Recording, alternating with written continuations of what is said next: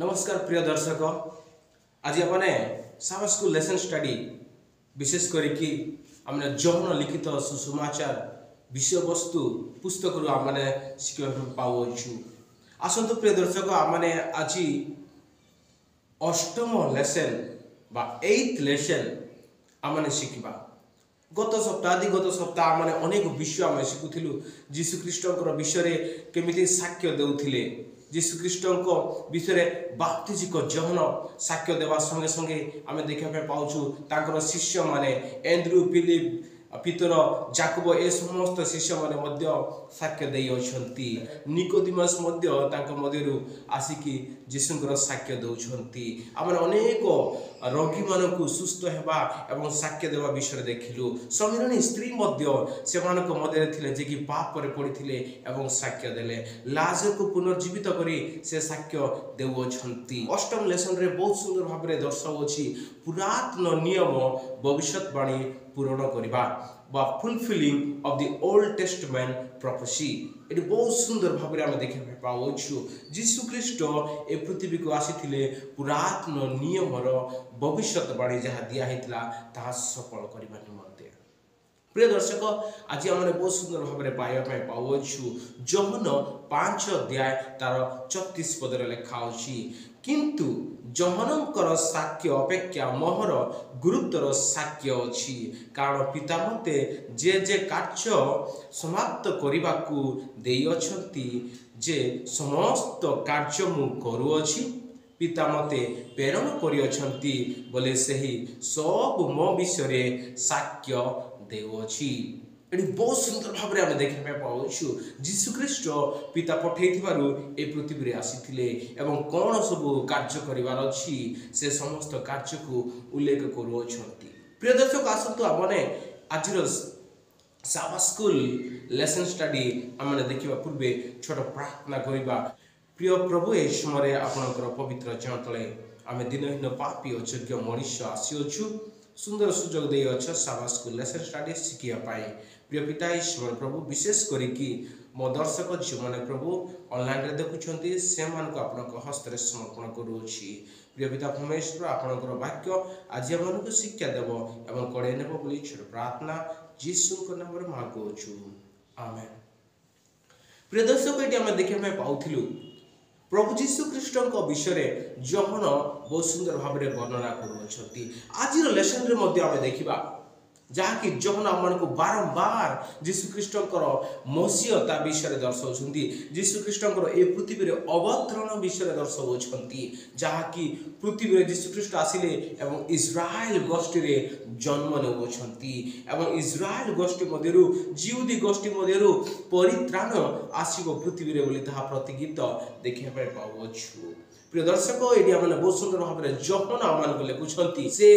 जगत रे थिले एवं जगत ताहांको द्वारा सृष्टि हेइथिला एवं जगत ताहांको जानि नथिला प्रिय दर्शक एटी आमे देखिबा पाउथलु जीशुख्रीष्ट जे ए जगत रो सृष्टिकर्ता ए जगत रे आसीथिले मानव को जे कि पाप रे पडिछन्ति से मानको उद्धार करिया पाए आमे एटी देखिबा पाउथलु से जगत रे थिले मात्र जो जगत को सृष्टि करथिले से जगत एबे ताहांको चिनिला नाही प्रिय दर्शक ये आम देखा पाऊँ स्पष्ट करी जीशुख्रीष्ट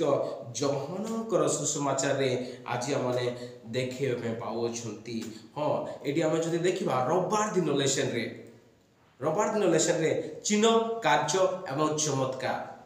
चिन्ह कार्य एवं चमत्कार आपण मैंने अनेक पदस्थली अच्छी से पदस्थली मध्य आम देखा जीशुख्रीष्ट कौन कौन आश्चर्य कर्म करियछन्ति जौन 5 अध्याय तार 17 पदरे लिखा अछि मात्र से मानको उत्तर देले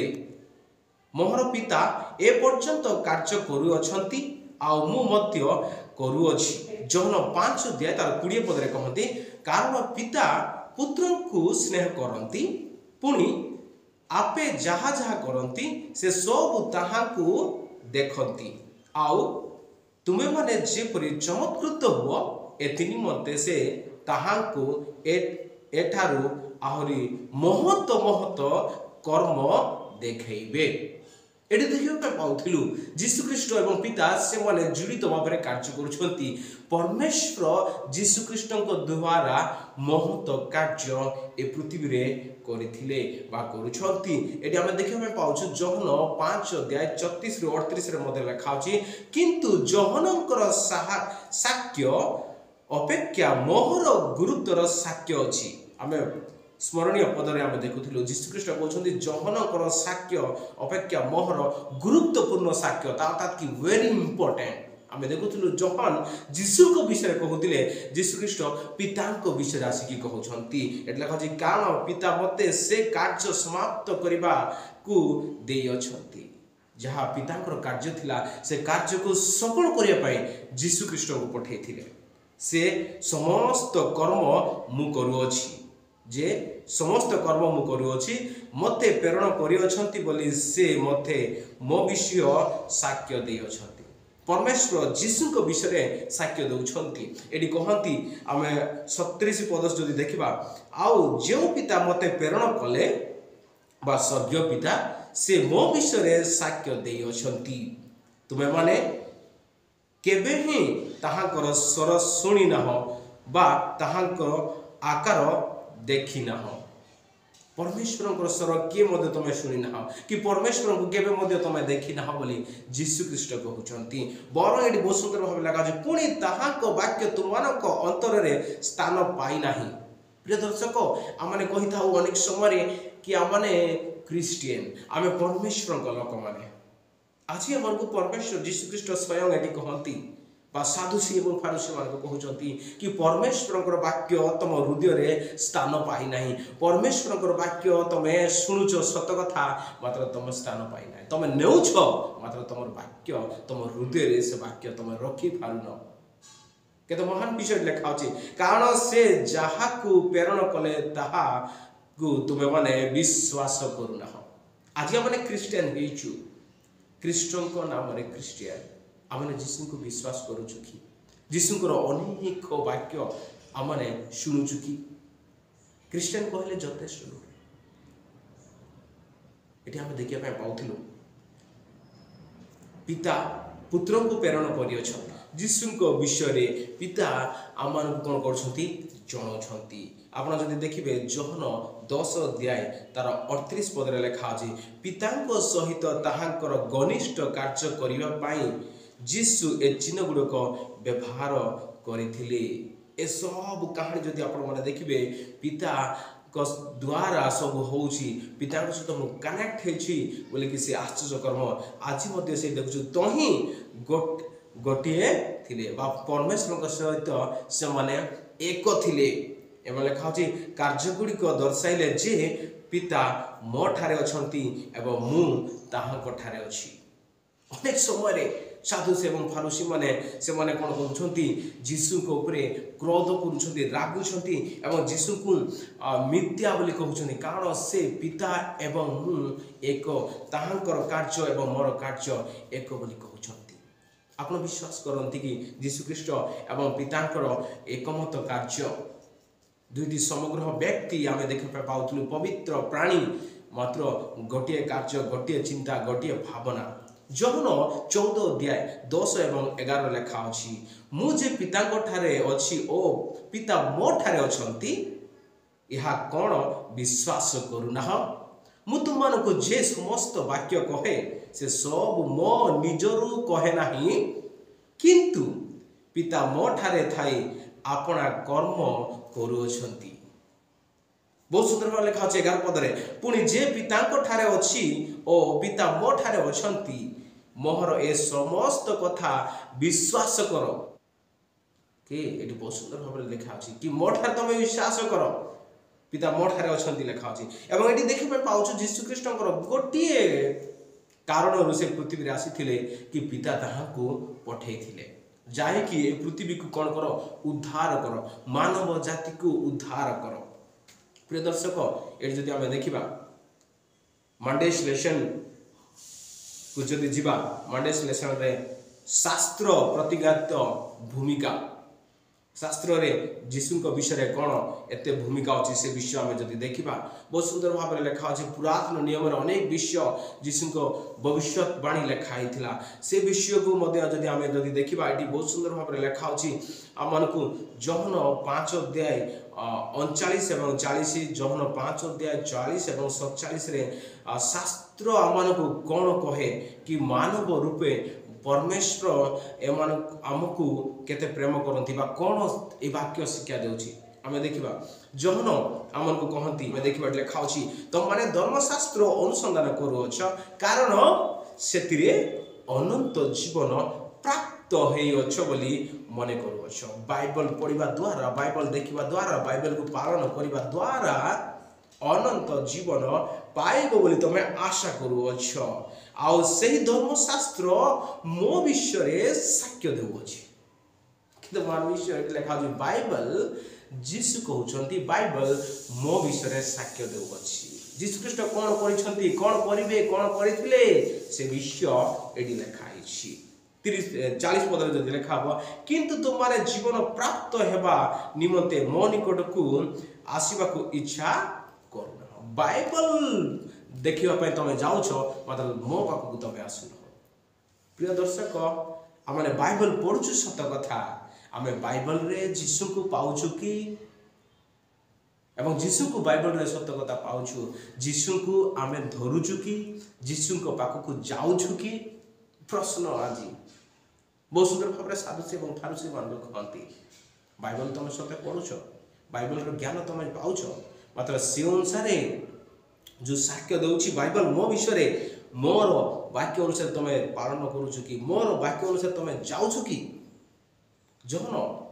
5 अध्याय 40 और 47 रे जदि लिखा हो कारण तुम माने जदि मसा को विश्वास करिथांत तेबे मते विश्वास करिथांत जेनु से मो विषय लिखिछंती ओके मसा मो विषय लिखिछंती किंतु तुम माने जदि ताहा को लिखित वाक्य विश्वास करूना हो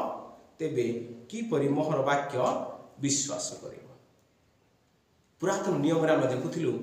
साधुसी और फारुसी माने जिउदी लोक माने से माने मसांकर लेखा को आम विश्वास करूछु मसांकर वाक्य अनुसार आम जाउछु बोली कहउथिले मात्र मसांकर वाक्य को मध्य से माने कोन करनथिले मानुनथिले बा विश्वास करनथिले सत्य बोली कि मानुनथिले आज आम पाखे मसांकर पुरातन नियम एवं जीशुंकर नूतन नियम मध्य अछि जहाँकि संपूर्ण भाव में मसा मध्य जीशु को विषय लिखिले जीशु मध्य मसा को विषय कहते आम दुईटी पुस्तक आम पाखे अच्छी दुईटी विवाद अच्छी आम क्या विश्वास करूँ आमने साधुसी और फारुसी मानक परि आम रही जाऊँ कि आमने मसांकर वाक्य को एवं जीशुकर वाक्य को आम विश्वास करार अच्छी आसतु आम जब देखा ये बहुत सुंदर भाव में लिखा अच्छी गणना पुस्तक 21 अध्याय 5 ରୁ 9 जदि आम देखिबे जेपरि मसा भूमि रे सर्प को उठेले सेपरि मनुष्य पुत्र मध्य उठिबाको हेबो ओके ए कहानी रे आपण माने देखे पाइबे जहा कि गणना 21 अध्याय 5 ରୁ 9 रे लिखा है कि यीशु ख्रीष्ट मध्य सर्प परि ऊर्ध्व को उठा जिबे आपण माने जदि देखिबे जहन 1 अध्याय तार 45 रे लिखा अछि आमे माने ताहा को पाइलु जहा को विषय रे मसा एवं भविष्यत वक्ता माने लिखिछंती बा लिखिथिले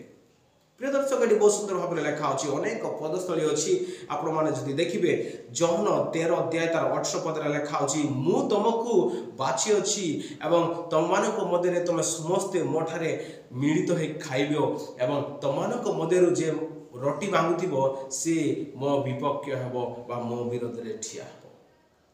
जहन 17 अध्याय तार 12 पद रे लिखा अछि कि मु जहा देई अछि से समस्त विषय रखी अछि कोनोसी विषय मध्य हजि नाही परमेश्वर को कहउछंती आपण जहा विषय देछंती जो लोक मानक देछंती से लोक माने की मध्य हजि नांती मु समस्त को साइती बाबरे रखी अछि अनंत जीवन पाहि जहन 19 अध्याय तार 24 पद रे लिखा अछि कि से माने समस्त कोन कले तांकर ड्रेस को जीशुंकर ड्रेस को चिरले नाही विभक्त कले नाही मात्र से माने गुलिबांट कले बोली लिखा अछि जाकि पुरातन नियम रे आपण माने पाई पारबे जहन 19 अध्याय तार 28 पद रे मध्य लिखा अछि कि समस्त विश्व शेष होला परे यीशु ख्रीष्ट कहउछंती मु तृषित जहन 19 ଅଧ୍ୟାୟ ତାର 34 ପଦରେ ଲେଖା ଅଛି କି ତାଙ୍କର କୌଣସି ଅସ୍ଥି ଭଙ୍ଗା ଯିବ ନାହିଁ। ପ୍ରିୟ ଦର୍ଶକ, ଆସନ୍ତୁ ଆମେ ଦେଖିବା ମଙ୍ଗଳବାର ଦିନ ଲେସନରେ ଯୀଶୁଙ୍କ ପୁନରୁତ୍ଥାନ ବିଷୟ ଭବିଷ୍ୟତବାଣୀ ପ୍ରଥମ ଭାଗକୁ ଆମେ ଦେଖିବା। ଏଠି ଆମେ ଯହନ ଆମକୁ ଦର୍ଶାନ୍ତି ଯହନ 1 ଅଧ୍ୟାୟ ତାର 23, ଯାହାକି ଜିସାୟ 40 ଅଧ୍ୟାୟ ତାର 3 ପଦରେ ଲେଖା ଅଛି, ଗୋଟିଏ ସ୍ୱର ପ୍ରାନ୍ତରରେ ପ୍ରଭୁ ଯୀଶୁ ଖ୍ରୀଷ୍ଟଙ୍କର ଉଚ୍ଚ ସ୍ୱର କରୁଅଛି ଏବଂ ସେମାନେ ଯୀଶୁଙ୍କ ବିଷୟରେ ସେ ବର୍ଣ୍ଣନା କରୁଅଛି, ଯାହା ବାପ୍ତିଜିକ ଯହନଙ୍କ ବିଷୟରେ ଲେଖା ହୋଇଥିଲା। ଯାହା ଯଦି ଦେଖିବା ଗୀତ ସଂହିତା 69 ପଦ, ଯାହାକି ଭବିଷ୍ୟତବାଣୀ ସଫଳ ହେଉଛି ଯହନ 2 ଅଧ୍ୟାୟ 16 ଏବଂ 17 ଲେଖା ଅଛି, କାରଣ ତୁମେ ଗୃହବିଶ୍ୟ ଉଦ୍ଭିଦ ମୋତେ ଗ୍ରାସ କରିଅଛ, ମୁଁ ତୁମକୁ କ'ଣ କରୁଛି, ନିନ୍ଦା କରିବା ଲୋକମାନଙ୍କ ନିନ୍ଦା ମୋ ଉପରେ ପଡ଼ିଅଛି। ଆପଣମାନେ ଯଦି ଦେଖିବେ ଯହନ 7 ଅଧ୍ୟାୟ ତାର 38ରେ, ଯାହାକି ଭବିଷ୍ୟତବାଣୀ କରାଯାଇଥିଲା ଜେରେମିୟ 2 ତାର 13ରେ, ତୁମମାନଙ୍କ ଠାରୁ ଅନନ୍ତ ଜୀବନ ଜଳର ଝରଣା ପ୍ରବାହିତ ହେବ ବୋଲି ଲେଖା ଅଛି। ସେହିପରି ଆମେ ଗଣନା ପୁସ୍ତକ 9 ଅଧ୍ୟାୟ ତାର 12 ପଦରେ ଭବିଷ୍ୟତବାଣୀ କରାଯାଇଥିଲା, ଯାହାକି ଯହନ 19 ଅଧ୍ୟାୟ ତାର 36 ପଦରେ ସଫଳ ହେଉଛି, କୌଣସି ଅସ୍ଥି ଯୀଶୁଙ୍କର ଭଙ୍ଗା ହେବ ନାହିଁ। ଯାହାକି ଆମେ ଦେଖିବା ପାଇଁ ପାଉଛୁ ସାକ୍ରିଫିସିଆଲ ଲ୍ୟାମ୍ପ, ଯେଉଁ ମେଷକୁ ବର୍ଷକୁ ଥରେ ନିସ୍ତାର ପର୍ବରେ କ'ଣ କରାଯାଉଛି, ବଳି ଦିଆଯାଉଛି, ସେ ମେଷର କୌଣସି ଅସ୍ଥି ଭଙ୍ଗା ହେବ ନାହିଁ, ତାକୁ ସେପରି ଉତ୍ସର୍ଗ କରାଯିବ। ଆମେ ଦେଖୁଥିଲୁ ପାଉଲ, ସେପରି ମାଥିଉ, ମାର୍କ, ଲୁକ୍ ନୂତନ ନିୟମରେ ଅନେକ ଯୀଶୁଙ୍କର ବିଷୟ ପବିତ୍ର ଆତ୍ମା ଦ୍ୱାରା ଆମମାନଙ୍କୁ ଶିକ୍ଷା ଦେଉଛନ୍ତି। ପ୍ରିୟ ଦର୍ଶକ, ଆମେ ଯଦି କଣ୍ଟିନ୍ୟୁ ଦେଖିବା ବୁଧବାର ଦିନ ଲେସନରେ, ଯାହାକି ପୁରାତନ ନିୟମର ଭବିଷ୍ୟତବାଣୀ ଯୀଶୁଙ୍କ ବିଷୟରେ ତାର ଭାଗ 2, ଯହନଟି ଆମକୁ କହନ୍ତି 5 ଅଧ୍ୟାୟ ତାର 39 ପଦରେ ତାଙ୍କର ରିଲିଜିୟସ୍ ଲିଡର ମାନେ ଯେଉଁମାନେ କି ଅଛନ୍ତି ସାଧୁସୀ ଏବଂ ଫାରୁସୀ ମାନେ, ସେମାନେ କହୁଛନ୍ତି ତୁମେ ଧର୍ମଶାସ୍ତ୍ର ଗୁଡ଼ିକୁ ଖୋଜ, କାରଣ ସେଗୁଡ଼ିକରେ ତୁମକୁ ଭାବୁଛ ଯେ ତୁମର ଅନନ୍ତ ଜୀବନ ଅଛି ଏବଂ ଏମାନଙ୍କ ସମସ୍ତ ଶାସ୍ତ୍ର ମୋ ବିଷୟରେ ସାକ୍ଷ୍ୟ ଦେଉଅଛି। ଯୀଶୁଖ୍ରୀଷ୍ଟ ସାଧୁସୀ ଏବଂ ଫାରୁସୀ ମାନଙ୍କୁ କହୁଛନ୍ତି କି ଭବିଷ୍ୟତବାଣୀ କି ବାଇବଲ ମୋ ବିଷୟରେ ସାକ୍ଷ୍ୟ ଦେଉଅଛି। ଆମେ ଯଦି ଦେଖିବା ଭବିଷ୍ୟତବାଣୀ ପୁନର୍ବାର ଗୀତ ସଂହିତା 118 ଅଧ୍ୟାୟ ତାର 24 ପଦରେ ଲେଖା ଅଛି, ଯାହାକି ଯହନ 12 ଅଧ୍ୟାୟ ତାର 13 ପଦରେ ସଫଳ ହେଉଛି, ଯେ ପ୍ରଭୁଙ୍କ ନାମରେ ଆସେ ସେ ଧନ୍ୟ, ସେ ଆମମାନଙ୍କ ପ୍ରଭୁଙ୍କ ଗୃହରେ ଆପଣଙ୍କୁ ଆଶୀର୍ବାଦ କରିଅଛି। ଏ ବିଷୟ ଲେଖା ଅଛି। ଆମେ ଯଦି ଜିକରିୟ 9 ଅଧ୍ୟାୟ ତାର 9 ପଦରେ ଦେଖିବା, ଏଠି ଲେଖା ଅଛି, ଯାହାକି ଯହନ 12 ଅଧ୍ୟାୟ ତାର 14 ଏବଂ 15 ଲେଖା ଅଛି, ହେ ସିୟନର କନ୍ୟା ବହୁତ ଆନନ୍ଦିତ କର, ଓକେ, ହେ ଜେରୁସାଲେମର କନ୍ୟା ଚିତ୍କାର କର, ଦେଖ ତୁମର ରାଜା ତୁମ ନିକଟକୁ ଆସୁଛନ୍ତି ଗର୍ଦ୍ଦବ ଉପରେ ଚଢ଼ିକି। କେତେ ସୁନ୍ଦର ଭାବରେ ଭବିଷ୍ୟତବାଣୀ କରାଯାଇଥିଲା ତାହା ଆମେ ଦେଖିବା ପାଇଁ ପାଉଲୁ ସଫଳ ହେଉଛି। ଗୀତ ସଂହିତା 41 ତାର 9ରେ ମଧ୍ୟ ଲେଖା ଅଛି ଏବଂ ତାହା ଭବିଷ୍ୟତବାଣୀ ହେଇଛି ସଫଳ ହେଇଥିଲା ଯହନ 13 ଅଧ୍ୟାୟ ତାର 18 ପଦରେ ଲେଖା ଅଛି, ଯେ ମୋହର ରୋଟି ଖାଏ ସେ ମୋହର ବିରୋଧରେ ଉଠେ। ଯୀଶୁଙ୍କ ସହିତ ଯେ ରୋଟି ଖାଏ ସେ ଯୀଶୁଙ୍କର ବିରୋଧରେ ମଧ୍ୟ ଉଠିବ। ଜିକରିୟ 12 ଅଧ୍ୟାୟ ତାର 10, ଜିକରିୟ 13 ଅଧ୍ୟାୟ ତାର 6ରେ ଯାହା ଭବିଷ୍ୟତବାଣୀ କରାହେଇଛି ଯହନ 19 ଅଧ୍ୟାୟ ତାର 37 ପଦରେ ଲେଖା ଅଛି, ସେମାନେ ତାହାଙ୍କ ବିନ୍ଦିଲେ, ଓକେ, ତାହାଙ୍କ ପ୍ରତି ଦୃଷ୍ଟିପାତ କରିବେ। ଓକେ, ଏଠି ବହୁତ ସୁନ୍ଦର ଭାବରେ ଯୀଶୁଙ୍କ ବିଷୟରେ ଲେଖା ଅଛି। ଗୁରୁବାର ଦିନ ଲେସନ ଯଦି ଦେଖିବା, ଯାହାକି ଏ ପୃଥିବୀ ମଧ୍ୟରୁ ତଳରୁ ବା ଫ୍ରମ୍ ଦି ବିନାଥ ଇଂଲିଶରେ ଲେଖା ଅଛି, ସୋଫାର ଆମେ ଶିଖିବା ପାଇଁ ପାଉଥିଲୁ ମସିହଙ୍କ ବିଷୟରେ, ଯାହାକି ଏ ପୃଥିବୀରେ ଆସୁଛନ୍ତି ବୋଲି ପ୍ରତିଜ୍ଞା କରାଯାଇଥିଲା। ଏଠି ଆମେ ଦେଖିବା ପାଇଁ ପାଉଛୁ ଯହନ 8 ଅଧ୍ୟାୟ 12ରୁ 30, ଯଦି ଆପଣମାନେ ଏହି ସମ୍ପୂର୍ଣ୍ଣ କାହାଣୀକୁ ଏ ପଦସ୍ଥଳୀକୁ ଯଦି ପଢ଼ିବେ, ଏଠି ସ୍ପଷ୍ଟ କରି ଦିଆହେଇଛି 12 ପଦରେ ଲେଖା ହେଉଛି, ଯୀଶୁଖ୍ରୀଷ୍ଟ ଏଠି କହନ୍ତି, ଯୀଶୁ ପୁନର୍ବାର ଲୋକମାନଙ୍କୁ ଶିକ୍ଷା ଦେଇ କହିଲେ, ମୁଁ ଜଗତର ଜ୍ୟୋତି, ଯେ ମୋର ଅନୁଗମନ କରେ ସେ କେବେ ହିଁ ଅନ୍ଧକାରରେ ଭ୍ରମଣ କରିବ ନାହିଁ, ବରଂ ଜୀବନର ଜ୍ୟୋତି ପାଇବ। ଏଠି ବହୁତ ସୁନ୍ଦର ଭାବରେ ଲେଖିବା ପାଇଁ ପାଉଛୁ, ଯୀଶୁଖ୍ରୀଷ୍ଟ ଏ ଜଗତର ଜ୍ୟୋତି ବୋଲି କହୁଛନ୍ତି। ଆପଣ ଯଦି 14 ପଦ ଦେଖିବେ, ଯୀଶୁ ସେମାନଙ୍କୁ ଉତ୍ତର ଦେଲେ, ଓ ମୁଁ ଯଦି ନିଜ ବିଷୟରେ ସାକ୍ଷ୍ୟ ଦେଉଅଛି ତେବେ ସୁଦ୍ଧା ମୋହର ସାକ୍ଷ୍ୟ ସତ୍ୟ, କାରଣ ମୁଁ ଯେଉଁ जो स्थान आसी और क्यों स्थान को जाऊँगी ताहा जान किंतु मु जो स्थान आसे किंबा क्यों स्थान को जाए ताहा तुम्हें माने जान ना। ए साधुसी एवं फारसी मानक ए विषय दर्शाऊँ जो से जुक्ति तर्क करुँच 15 अध्याय जब देखिए तुम्हें माने मनुष्य भाव में विचार करिथाओ कहारी विचार करे ना। लोक मैंने आमने एक कार को आमने विचार करथाओ मात्र जीशुख्रीष्ट आम को विचार करूना आम जमीती अच्छु सेमिति से जीशुख्रीष्ट आम को ग्रहण करने चाहते से निमंते आम क्या विचार करवा ना कि जीशुख्रीष्ट आज आम को शिक्षा देउछंती। कंटिन्यू जदि आप 18 पद को देखिए मुझे निजर साक्षी पुणी मोहर प्रेरणकर्ता पिता मो विषय साक्ष्य देइछंती। जीशुख्रीष्ट विषय पिता साक्ष्य देते आम देखा पाई। कंटिन्यू जदि तलू आउ गोटे पदस्थली देखा 21 पद से पुनर्बार से मानक कहले मु जाऊँगी आउ तुम मैंने मत खोज और आपणा आपणा पाप रे मरिब मु जोटारे जाऊँगी तुम मैंने से जापर ना। प्रिय दर्शक लिखा अच्छी मु जाऊँगी एवं तुम मैंने मत खोज से समय तुम संपूर्ण पाप हो पाप संपूर्ण पापर पड़ी जो मैंने पापर पड़ी से निज पापरे मरीचे से निमंते जीशुख्रीष्ट जो आम पाखे अच्छा वाक्य जो आम पाखे अच्छी समय जो आम पाखे अच्छी आम प्रभु को आम खोजा। प्रिय दर्शक ये बहुत सुंदर भाव लिखा 24 पदे लिखा तेणु तुम्हें मैंने जे आपना आपना पापरे मर मु तुम मानक यह कहली कारण मुझे से व्यक्ति यह तुम मैंने विश्वास न कले आपना आपना पापरे मर जीशु को जदि मुझे विश्वास करवा ना हेले निज पापरे आम मरवा। जहन 3:16 आम देखुचु जे कई ताहाकठारे विश्वास करे से विनष्ट न होई बा न मरिकी से अनंत जीवन पाइब। प्रिय दर्शक आज जदि आम देखा आउ गोटे पदस्थली बहुत सुंदर भाव लिखा कि 29 पद लिखा मोहर प्रेरणकर्ता मो सांगरे अच्छी से मते एकाकी परित्याग कले ना कारण मु सर्वदा ताहांकर संतोषजनक कार्य करे। जीशुख्रीष्ट मेन उद्देश्य जीशु सहित जोड़िकी परमेश्वर सहित जोड़िकी से रहिले आपण एवं मुझे जीशुकर नाम धरिकी अच्छु जीशुकर कार्य करुचु जीशु सहित जदि आम जड़ित रहा और संतोष पात्र हेबा हेले केबे मते हमको छाड़िबे नाही। अतएव जीशु ताहाको विश्वास करिबा जिहुदी माननकु कहिले जदि तुमे माने मोहर वाक्य रे स्थिर होई रहिबो तेबे मोहर प्रकृत शिष्य हेबो। प्रिय दर्शक आप प्रकृत शिष्य होगा जदि चाहते तांकर वाक्य रे स्थिर हो रुहतु तांकर वाक्य को कौन करंतु विश्वास करंतु। प्रकृत शिष्य होगापाई हेले तांकर वाक्य रे स्थिर रहिबा पड़िबो। आपण एवं मते आज जीशुख्रीष्ट आह्वान करुछंती जहन 8 अध्याय तार 19 पदरे कहंती जीशु कहंती जे से माने ताहाकू किंबा पिता को जानती नहीं। आम जदि बाइबल को पढ़ुचु जानूचु जीशु विषय साक्ष्य दौचु ताहले आमने पिता विषय जानुचु जमीक नूतन नियम साधुसी एवं फारूसी माने वाक्यर ज्ञानी माने से निजर ज्ञान रे आवजी पड़ी से निज निजक कौन होते ठकी जाइए निजक विश्वास करते से प्रकार आम हेबा ना आम जीशु विश्वास करवा। जहन 8 अध्याय तार 30 पदरे लिखा अच्छी अनेक ताहांको विश्वास करुथिले एवं अनेक विश्वास ओके आज आम